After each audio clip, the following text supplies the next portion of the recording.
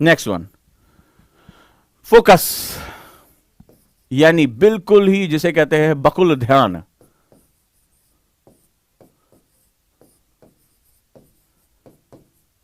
सफलता का तीसरा नियम और असफलता का भी यह नियम है। अगर तुम्हारे पास फोकस है, फोकस तुमने देखा होगा सूर्य की किरणें पूरे धरातल पर प्रकाश को फैलाती हैं, लेकिन ये हर जगह पेड़ पौधों, इंसान, जानवर सबको मिलता है।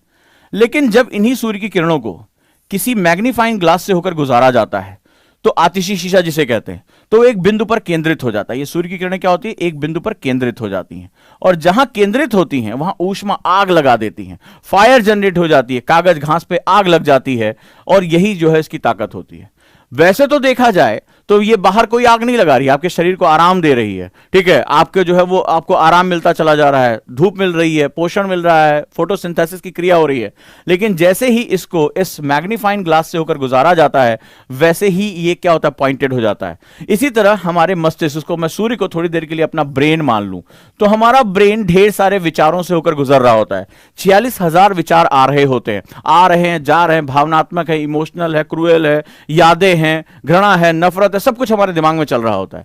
लेकिन मुझे तो यूपीएससी क्रैक करना है, तो मैं अगर अपने विचारों को फोकस रख पाता हूं, फोकस रखने की विधियों के बारे में मुझे पता है, मैं अपने एनवायरमेंट को ऐसा रख पाता हूं कि मेरे आसपास के लोग मुझे डिस्टर्ब ना कर पाएं, तो फिर मैं अपनी इस ब्रेन पावर को बिल्कुल उसी तरह इस्तेमाल कर पाऊंगा जैसे आतिशी शीशा जो होता है वो आपको एक आपकी सारी पावर को पॉइंटेड कर देता है। तो ये जो आतिशी शीशा यानी कि मैग्नीफाइंग ग्लास जो है, इसको मैं मान लेता हूं that is known as focus practices.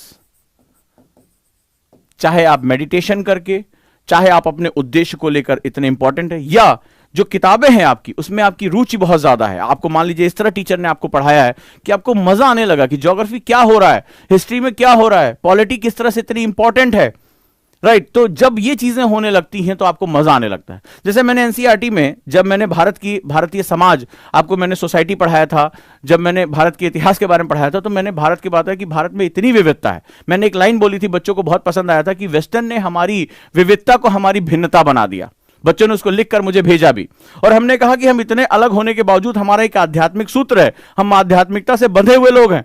और आज आपने देखा होगा प्रधानमंत्री ने जब वाराणसी में, तो उन्होंने यही कहा कि भारत में एक आध्यात्मिकता का सूत्र है और यह पूरे इतिहास से गायब है। तो आज वो चर्चा इतने समय पहले, लगभग 2 हफ्ते 3 हफ्ते हो गए इस डिस्कशन को किए हुए, आज प्रधानमंत्री उसको कह रहे हो, न्यूज़पेपर में छप रहा, बच्चों ने भेजा, देखिए सर आपने क्लास में पढ़ाया था, आपने क्लास में पढ़ाया था। क्यों ऐसा हुआ? इसके नीचे कारण है कि जो चीजें चल रही हैं, अगर वो अभिरुचि टीचर क्रिएट कर देता है तो आज मेरे स्टूडेंट का ध्यान तुरंत चला जाता है। अब सोचिए कि 3 हफ्ते पहले या 4 हफ्ते पहले पढ़ाई गई चीज बच्चे को इतनी दिमाग में गहराई से बैठ गई है कि वो न्यूज़पेपर में देखते उसको रिलेट कर पा रहा है। और इस शिक्षक को क्या चाहिए होता है, और शिक्षा क्या होती है? जब अपने टीचर की पढ़ाई गई चीजों को आप न्यूज़पेपर, करंट में चलने वाली डिबेट के साथ अटैच कर देते हैं, दैट इज वेरी इंपॉर्टेंट। तो ये जो चीजें होती हैं वो बड़ी महत्वपूर्ण होती हैं। यानी कि इस जो प्रैक्टिस है, ये चाहे मेडिटेटिव प्रैक्टिस हो गई, चाहे आपको अपने मकसद, आपको पता है ये डू और डाई है मेरे लिए, अगर मैं यूपीएससी नहीं कर पाया तो कुछ नहीं करूंगा, ये डू और डाई का कंडीशन है, या मुझे इतनी इंटरेस्ट आ रहा है इसमें, तो मुझे सीखने को मिल रहा है यार, यूपीएससी जैसा एग्जाम ऐसा है कि जो मुझे सब कुछ सिखा रहा है। आज से कुछ महीने पहले मैं भारत के संविधान के बारे में क्या जानता था, इतिहास के बारे में क्या जानता था, कल्चर के बारे में क्या जानता था, भूगोल के बारे में क्या मेरी नॉलेज थी, लेकिन आज इस एग्जाम का आभारी हूं कि इन चीजों के बारे में मुझे जानकारी मिलनी शुरू हो गई। मेरे समाज में क्या चल रहा है, मेरे देश में क्या चल रहा है, मुझे इन सब चीजों के बारे में मेरी जागरूकता आ रही है, तो मैं धन्यवाद देता हूं, अभिरुचि क्रिएट करता हूं। तो ये जो अगला चीज होता है फोकस, आपको बिल्कुल जैसे बगुला शांत होकर सिर्फ मछली पर अपनी निगाह बनाए रखता है, उसी तरह बकुल यानी बगुला, वो जो है ध्यान आपको लगाना पड़ेगा।